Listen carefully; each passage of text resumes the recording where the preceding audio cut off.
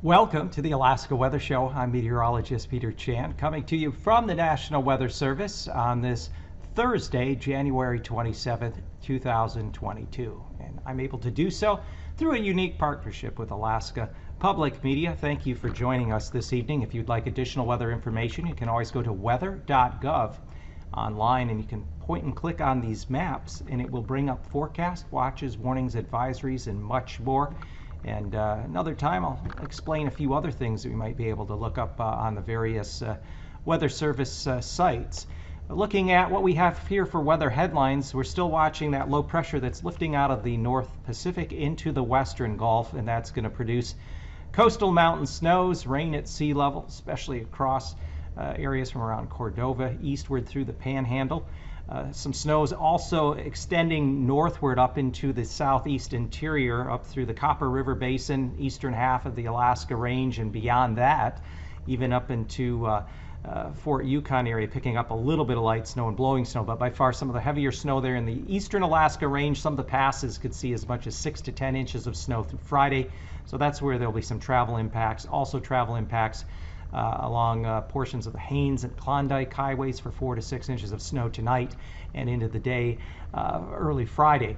Colder temperatures, though, will reside going into the weekend across western and northern parts of the state. We also have stronger winds on the backside of the low pressure, creating some stronger winds in the west that are creating wind chills that are going to be as cold as 40 and 50 below.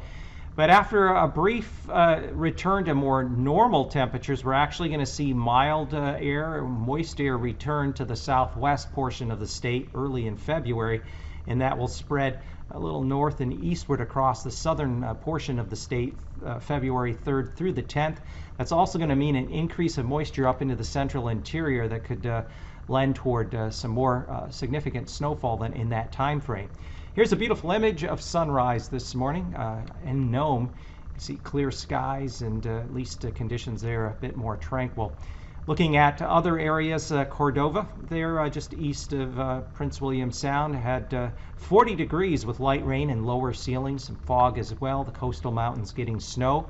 And as we expect, this will continue there along the Gulf Coast as we go through the day on Friday, with the bulk of the precipitation gradually shifting eastward down along through the Panhandle later on Friday and into the day on Saturday. Dillingham in the southwest there near Bristol Bay, windy, clear, and cold. A temperature of 18 degrees, but getting a north-northeast wind gusting up to 50 miles an hour. So definitely the areas there west of the Alaska Range are going to see some turbulence and gustier winds. Here is the current advisory map. In the far north, we have wind chill advisories, Prudhoe Bay on over toward Kaktovik, where wind chills could be 50 below or so. Also wind chill advisories, the east side of Norton Sound into the day tomorrow, with wind chills there around 40, 50 below. Same thing for Bethel on over to Kipnik. And then across the east central interior, including the Alaska Range Copper River Basin, those are winter weather advisories. The snow will be lighter up there toward Eagle, Fort Yukon, Tanana, but there'll be some blowing snow as well. Accumulations 1-2 inches, a few spots maybe 2 to 4. The heaviest snow, 6 to 10 inches, will fall along the eastern half of the Alaska Range, especially through the passes.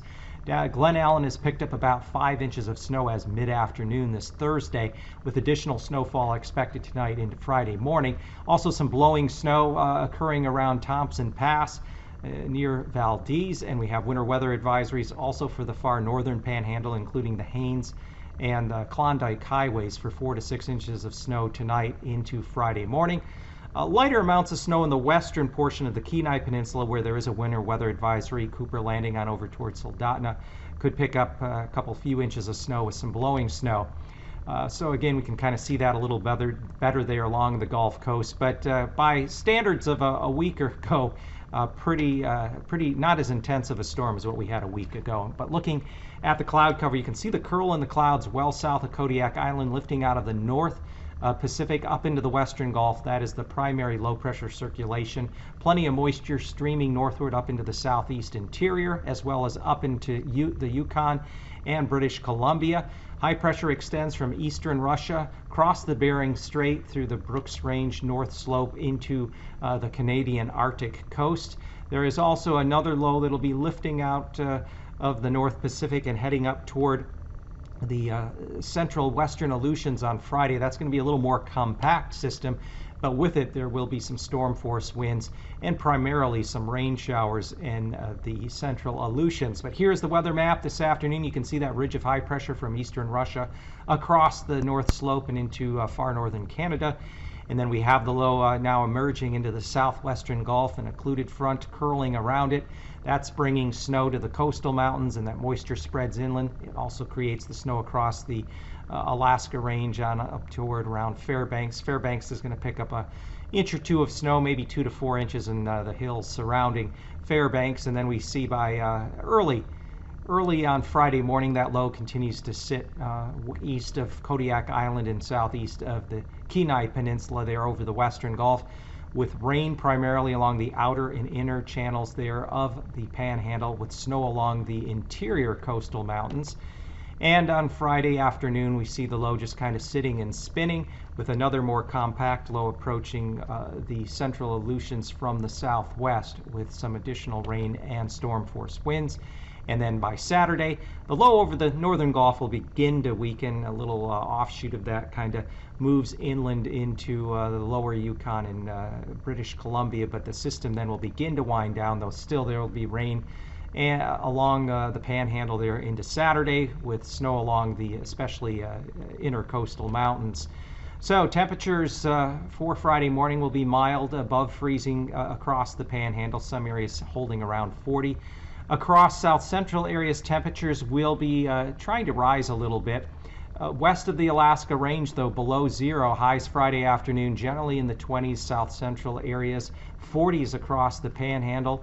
And then Saturday morning lows still below zero west of the Alaska range, but readings staying in the upper 30s to around 40 or so in the Panhandle, and generally near 20 around, say, Kenai, as well as Anchorage, and daytime highs Saturday afternoon will be generally in the 20s across south central areas, though near freezing along the immediate coast and into the 40s, maybe as warm as 47 over toward Craig in the far southwest part of the Panhandle. Coldest temperatures, though, to round out the week and go into the weekend will be across the north and west. We're expecting lows in the 20s and 30s below. Some isolated 40-degree below readings are likely. Noatak was down to 42 below this Thursday morning. So again, there are some areas of potentially colder air.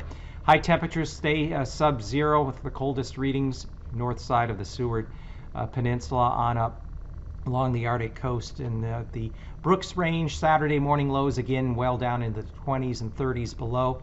And finally, getting into the day Saturday afternoon, we see some of the coldest temperatures across the northern portion of the state. Maybe not quite as cold as what they'll be on Friday, but nevertheless sub-zero readings continuing up there. Across the southwest, we see readings that have cooled down below zero now, especially through the lower middle Yukon Valley and going up the Kuskokwim River. We have some rather strong winds out of the northeast, so that's going to lower wind chills in some areas as cold as 50 to near 40 to near 50 below.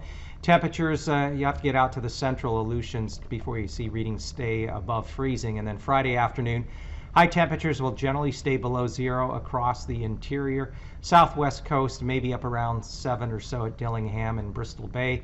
Readings near freezing at Dutch Harbor westward. And then Saturday morning lows will still be below zero across much of the southwest interior west of the Alaska range. Lows in the teens extending out the tip of the Alaska Peninsula, with high Saturday afternoon back up around freezing Dutch Harbor. Could squeak out a 40 there at Adak, and then areas of the southwest interior still near or a bit below zero. So we want to show you temperature outlook, the 6 to 10 day outlook, February 2nd through the 6th. We see temperatures returning above normal over the southwest, particularly the Alaska Peninsula and portions of the central Panhandle. And then coldest air will be residing in the far north, though not extremely cold for this time of year. But then February 4th through the 10th, we're going to see another surge of warmer air come up from the south and southwest off the Gulf of Alaska and North Pacific. So that's going to cause temperatures to rise above normal across south central areas, even all the way over toward the Alcan border. And what this means is as we get that warmer, moist air return, it's going to likely produce a potential for some heavier precipitation, maybe some heavier snow events up there along and north of the Alaska Range, centered on the central Yukon Valley, and we see that even continuing there as we get through February 4th and the 10th. Generally, precipitation averaging above normal across much of the central mainland from Anchorage northward up through Fairbanks and the Brooks Range. And now, aviation weather around Alaska. Well, now let's take a look at your aviation weather. And if you have a flight planned Friday into Saturday, the main weather features will be an area of low pressure working its way up into the western Gulf and sitting at the surface between the Kenai Peninsula and just north of Kodiak. That feature is going to bring rain and snow to coastal areas, the coastal mountains getting some heavier snowfall, and also some areas of turbulence ahead of the system along the Gulf Coast, and especially on the backside along and west of the Alaska Range and through parts of the Southwest. We'll have high pressure from eastern Russia extending across the Brooks Range north slope into far northern Canada, and then a more compact low will affect areas, the western half of the Aleutians, as we go through later Friday and early Saturday. We see IFR conditions continuing along the Gulf Coast and Panhandle for Friday afternoon, and also creeping northward up across the central Aleutians by Friday afternoon. Saturday morning, still some areas of IFR located there, west side of Cook Inlet, east side of the Alaska Range, and along the Gulf Coast, and especially much of the Panhandle.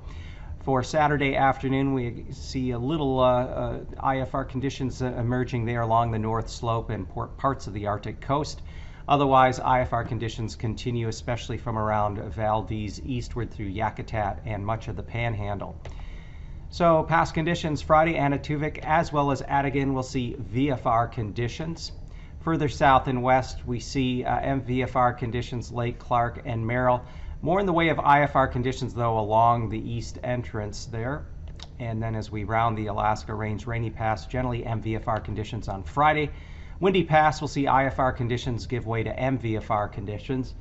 And as we go further east, Isabel as well as Mentasta will remain in IFR conditions on Friday. Further south and west as we fly across the Copper River Basin down toward Tanita, IFR conditions. And then also there, Portage should generally be stuck in IFR conditions, especially the east entrance and out over Prince William Sound. But as you fly west of the west entrance, MVFR. And as I mentioned earlier, much of the Panhandle is just going to be stuck in IFR conditions on Friday, including the north end at Chilkoot and White Passes. And freezing levels have bumped up ahead of the low. The surface freezing line runs from along the outer Gulf Coast of the Panhandle to east of Kodiak Island, dropping south of the Alaska Peninsula, and then coming back up between the central and eastern Aleutians up into the western Bering. And freezing levels around 2,000 feet there from around Sitka on over toward Ketchikan, and bump upwards to 4,000 feet there at Haida Gwaii. Greatest threat of icing will be between 4,000 and 12,000 feet along the lower Gulf there, especially areas of the Panhandle. And then as you get inland out over south central interior, as you come in off the coastal mountains, 3,000 to 9,000 feet. And also an area of isolated moderate icing possible out there through the central and western Aleutians between 3,000 and 12,000 feet. The core of strongest upper level winds southwesterly are coming onshore through Haida Gwaii in British Columbia around and just over 100 knots. On the backside of the upper level circulation there, we see through the Bering Strait and the west side of the state 60 to 75 knots. And then for the mid-levels, we see a circulation near Shelikof Strait, and we have strongest winds coming onshore through the Panhandle in excess of 50 knots from the southwest. On the backside of the low winds out of the northeast out over the southwest and let's say the YK deltas to 50 knots, and then we have a compact low at mid-levels moving up into the Aleutians with 60-knot winds. And as we get down to 3,000 feet, we can see surface low pressure closer to where the surface low pressure is there, just southeast of the Kenai Peninsula in the northwestern Gulf, with generally 40 knot southwesterly flow coming in there, Yakutat down toward down toward the Panhandle, and then on the backside of the low, winds to 60 knots out of the northeast out over the lower Yukon and southwest coast, with winds in excess of 50 to over 60 knots there, centered on the central in toward the western Aleutians with that more compact low pressure. This is going to translate to some isolated severe turbulence along and just west of the Alaska Range across southwest interior to the southwest coast there, just west of Bristol Bay, as well as out over the central Aleutians between the surface and 3,000 feet. Otherwise, broad areas of considerable moderate turbulence are occurring from the Yukon River and along the Gulf Coast, as well as throughout the Aleutians. Trace here, stargazers. I'm a cusp Taurus Gemini because of course I am. Let's find Taurus in the sky. Hit the darkness after midnight and look west for Orion. Follow his belt stars to the right to Aldebaran, the eye of Taurus the bull. His others are Elnath and Alcyone in the Pleiades. This constellation has been associated with a bull since ancient times. In Greece, it was Zeus's disguise to win Europa's heart. If you were born this week, you'd be an Aquarius, but the sun is actually in Capricornus. Though astrological signs are allegedly where the sun is on your birth date, Western astrology uses the tropical zodiac, which fits coordinate-wise to where the sky was 3,000 years ago. The sky tells us more about the past than the future, but astronomy and astrology are still good friends. One's a science, the other is powerful stories, and we both use the same stars. We just look at them a little differently. Keep looking up.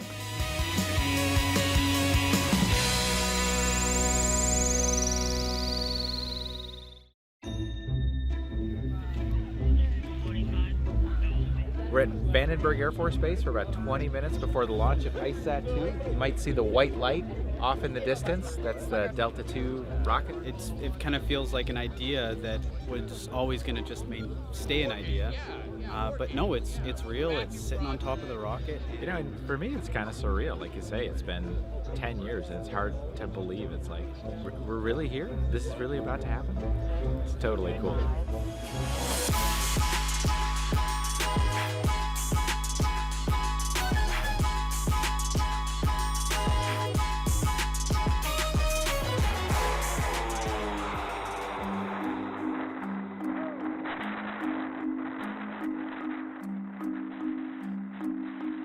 This is Dr. Tom Newman. Over the years, his work has taken him to some pretty remote areas to study changes in the ice regions of our planet. And his research, among many others, has defined the goals of the new NASA satellite, the Ice, Cloud, and Land Elevation Satellite 2, or ICESat-2. And we have ignition. And The story of ICESat-2 really begins with ICESat-1. ICESat told us all kinds of cool things about the ice sheet and about sea ice that we didn't really know to ask. That data allowed us to measure elevation change of ice sheets in a way that we hadn't been able to before, and showed that all the action on the ice sheets, the places that were really changing quickly, were around the edges.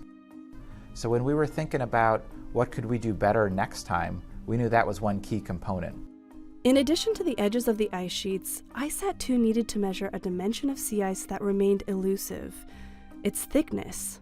To figure out how thick sea ice is, you can measure the height of ice sticking out of the ocean, or freeboard, and compare it to the height of water between the sea ice flows, called leads.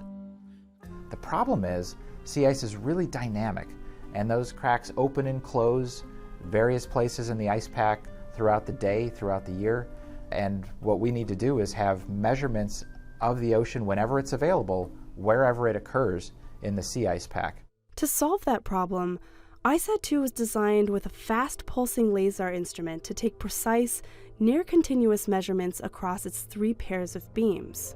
For 10 years, everything about the mission was designed to measure rapid changes in the most rapidly changing part of the cryosphere. But it has to get into space first. But it's a huge transition going from the ground to in space. We've spent better part of 10 years, thousands of people have been involved, and actually seeing the rocket there on the pad with all of that work kind of all put together in one place, it's pretty amazing. And then getting up in the middle of the night to go watch the actual launch, it's sort of surreal in a way, because you've put so much time into it for so long, and actually seeing it over there is like, whoa, you know, it's a big deal. 4, 3, 2, 1, 0. That's off. Push 1.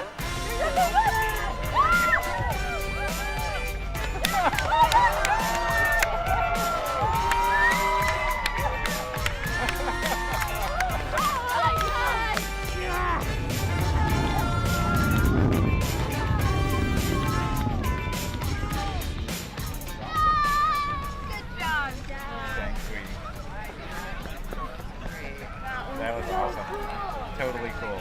There it went. That was Atlas. Last Delta II, heading on out.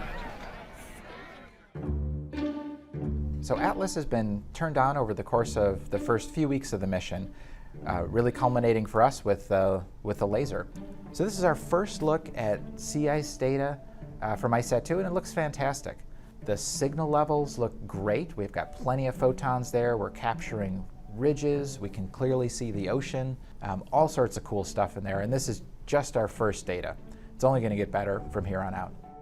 The data from ICESat-2 is well on its way into digging deeper into the unknown dimensions of sea ice sheets, and glaciers. It will shed light on changes in sea level and global weather patterns, and once again find new things about ice we didn't know to ask.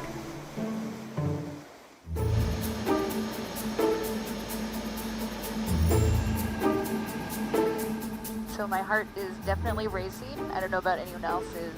This is the stuff nerds dream of. Slight chance the flight may see ICESat-2 in their center windscreen. 10 seconds. 9, 8, 7, 6, That's gonna 5, happen. 4, 3, 2.